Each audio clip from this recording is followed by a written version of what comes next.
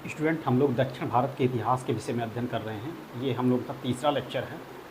हमने देखा था कि दक्षिण भारत की भौगोलिक संरचना, उसके जो ऐतिहासिक स्रोत हैं, जैसे साहित्यिक स्रोत, वैदिक स्रोत, और उसके बाद जो हमारे धर्मेतर स्रोत हैं, खास करके मेगस्थनीज की इंडिका, और उसके बाद कौटिल्य के अर्थशास्त्र में किस तरह से दक्षिण भारत के संदर्भ हमें प्राप्त होते हैं।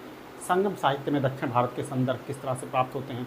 पुरातात्विक स्रोत में हमने देखा था कि किस तरह से खारवेल के हाथी गुम्फा अभिलेख में और उसके साथ अशोक के अभिलेखों में किस तरह से हमें दक्षिण भारत के संदर्भ प्राप्त होते हैं। आज हम उससे आगे शुरुआत करेंगे। हम चाहते हैं कि हम 6वीं शताब्दी के बाद जो राजनीतिक विकेंद्रीकरण हुआ, जिसमें चालुक्य आए, राष्ट्रकूट आए, पल्लव आए, चोल आए और इसके अलावा भी गंग आए, तो उन सारे राजाओं का एक समग्र अध्ययन किया जाए। लेकिन हम उसकी सततता को बनाने के लिए थोड़ी बहुत मात्रा में शुंग वंश और उसके बाद कर्ण वंश, उसके बाद सातवाहन वंश और उसके बाद वाकाटाक वंश के अध्ययन करेंगे। हम देखते हैं कि मौर्य साम्राज्य का पतन कैसे हुआ और मौर्य साम्राज्य के पतन के बाद मगध में किस राजवंश की सत्ता स्थापित हुई। तो 184 ईस्वी के आसपास मगध मौर्य साम्राज्य का अंतिम राजा बृहद्रथ मौर्य की हत्या उसके सेनापति, उसके सेनानी पुष्यमित्र शुंग ने कर दी। पुष्यमित्र शुंग ने मगध में एक नए राजवंश की स्थापना करी, जिसे इतिहास में शुंग वंश के नाम से जाना जाता है।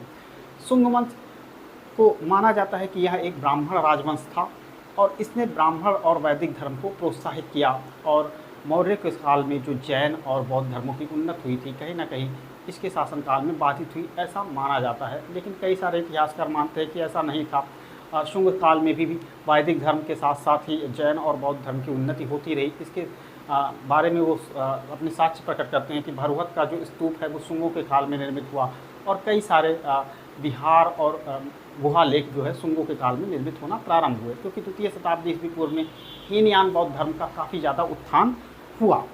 ठीक है, हम इस विवाद में अभी नहीं पढ़ेंगे, क्योंकि हम जब शुंगों का इतिहास पढ़ेंगे तो उसमें बहुत ही बारीकी से इस बारे में अध्ययन करेंगे।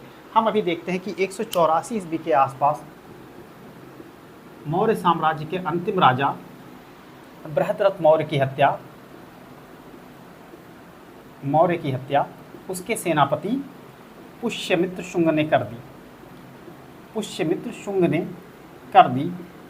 शुंग ने एक नए राजवंश की स्थापना करी, जिसे इतिहास में शुंग राजवंश कहा जाता है। शुंगों ने कई सालों तक शासन किया और इसके कई सारे राजा हुए।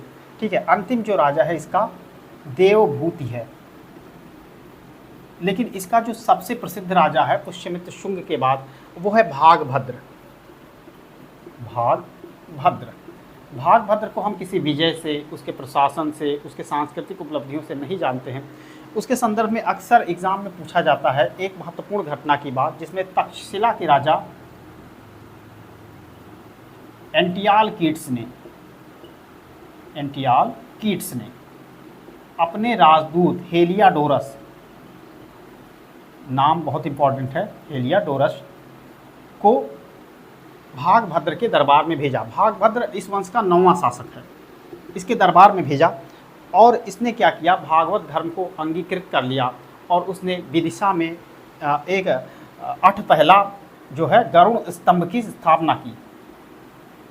भागवत धर्म के संदर्भ में यह पहला स्मारक स्वीकार किया जाता है, तो इसलिए ये शासक महत्वपूर्ण है, परीक्षा की दृष्टि से बहुत महत्वपूर्ण है।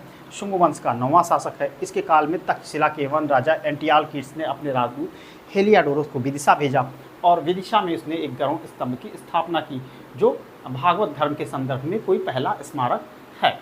ठीक है, अब इस तरह से पुष्यमित्र शुंग का जो वंश है कई सारे वर्षों इसने शासन किया, और अंतिम शासक इसका है देवभूति। देवभूति की हत्या इसके जो इसका जो अमात्य है वासुदेव ने कर दी। अमात्य क्या होता है? अमात्य वास्तव में अधिकारियों का एक सामान्य संज्ञा है। जैसे अभी हम क्या करते हैं कि अधिकारियों को सामान्य रूप से आईएएस कह देते हैं, ऐसे ही उस ज़माने में क्या कहते थे, सामान्य अधिकारियों को, राज्य के अधिकारियों को अमात्य कहते थे। ठीक है, और उसने, इस अमात्य ने क्या किया, वासुदेव ने देवभूति की हत्या कर दी। इस बात की जानकारी हमें कहाँ मिलती है? बाणभट्ट की रचना हर्षचरित में। हर्षचरित में। बाणभट्ट की रचना हर्षचरित में मिलती है। साथ ही इसकी रचना, इस बात की जानकारी हमें मिलती है जो है पुराणों में भी मिलती है। पुराणों में इस समय के इतिहास के विषय में जो महत्वपूर्ण पुराण हैं वो विष्णु पुराण है और वायु पुराण है। वायु पुराण है, ध्यान रखिएगा। सबसे पुराना पुराण हमारा मत्स्य पुराण स्वीकार किया जाता है। तो इन पुराणों में हमें बताया गया कि हर्षचरित, और हर्षचरित में हमें बताया गया कि वासुदेव ने क्या किया, अपने सम्राट देवभूत की हत्या कर दी। वासुदेव देवभूत का अमात्य था और वासुदेव ने एक नए राजवंश की स्थापना करी मगध में, जिसका नाम है कर्ण राजवंश। कर्ण राजवंश, कर्ण राजवंश को ब्राह्मण राजवंश ही स्वीकार किया जाता है और इसके ज़माने में भी वैदिक धर्म की उन्नति होती रही। इसके शासनकाल कोई बहुत ज़्यादा नहीं चला। लगभग ये माना जाता है कि 75 ईस्वी पूर्व से 30 ईस्वी तक कर्ण राजाओं ने शासन किया। कर्ण राजा मुख्यतः 4 राजा थे, जिसमें जो पहला राजा है वो वासुदेव स्वयं है और अंतिम राजा इसका है सुशर्मा। और सुशर्मा की हत्या भी कर दी। इसके एक आंध्र भृत्य